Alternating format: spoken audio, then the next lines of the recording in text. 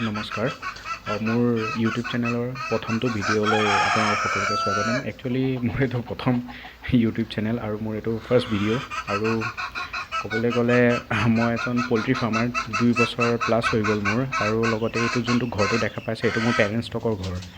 আৰু মই এই পেৰেণ্টছ ষ্টকখিনিৰ লগতে হেচাৰীৰ পৰা যিখিনি পোৱালি ওলায় সেইখিনিৰ লগতে যিখিনি পুহিবলৈ এটা ঘৰ লাগে সেইটো মোৰ ফাৰ্ম আছে আৰু এক্সট্ৰা এই লগতে আছে ইয়াৰ। তাৰপিছত ফাৰ্ম এতিয়া বৰ্তমান বনাই আছোঁ আৰু কি বুলি কয় ফাৰ্ম আছে। আৰু মেইন কথা হৈ গ'ল যে ইউটিউব চেনেলটোৰ পৰা মেইন কাৰণ হৈ গ'ল যে সৰুৱে হওক বা ডাঙৰকেই হওক কোনোবা কমাৰ্চিয়েলি কৰি আছে। কিছুমানে এনেকুৱা হয় আজিকালি যিটো মুৰ্গীৰ দাম হৈছে, বা কিছুমানে আপোনাৰ দোকানত সোণালী মুৰ্গী লোকেল মুৰ্গী পাৰ্থক্য বুজি নাপায় বা মুৰ্গী এটা বিচাৰি পেলাই হাহাকাৰ কৰে। আমাৰ ইয়াতে গাঁৱতে হয় এনেকুৱা, একচুৱেলি গাঁৱততো বাৰু হ'ব নালাগে আপোনাৰ। সেইকাৰণে মানে মই ভাবিছোঁ যে যিহেতুকে মই 2 বছৰ হৈ গ'ল কৰা, প্লাছ মোৰ মানে আপোনাৰ কেনেকৈ কি কৰিলে মুৰ্গীখিনি বাচি থাকে। ঠাণ্ডা দিনতো চবেই জানে বহুত মুৰ্গী মৰি যায়। আমাৰ ইয়াততো এটাও নায়েই এতিয়া বৰ্তমান ক'বলৈ গ'লে, আমাৰ গাঁৱতে বহুত যথেষ্ট মুৰ্গী মৰিছে।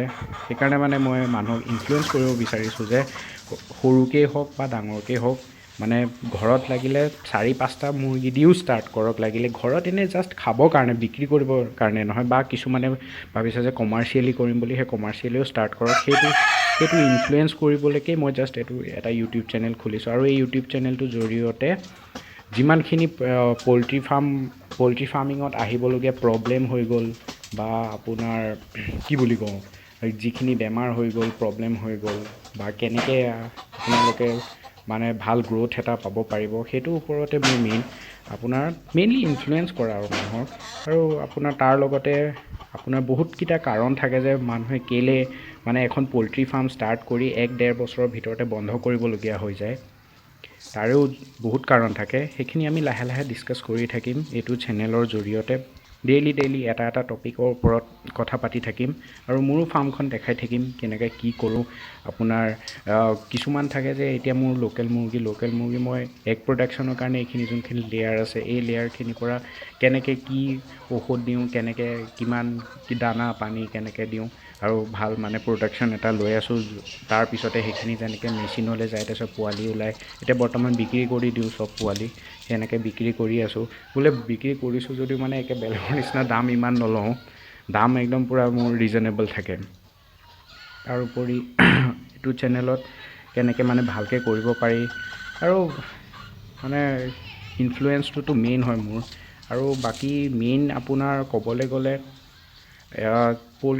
পল্ট্ৰি বিজনেছটো ইমান মানে দেখাত যেনেকৈ ইজি লাগে ইমান ইজি নহয়, মানে অকণ ক্ৰিটিকেল হয়। সেইবোৰ অকণ মানে চিৰিয়াছনেছটো লাগে মানুহৰ, যাৰ মানে ধৈৰ্যটো যথেষ্ট লাগে। তাৰ ওপৰত মানে 2 বছৰতো গম পাইছোঁ আৰু এইটো। তাৰপিছতে আপোনাৰ কেয়াৰটো বহুত লাগিব।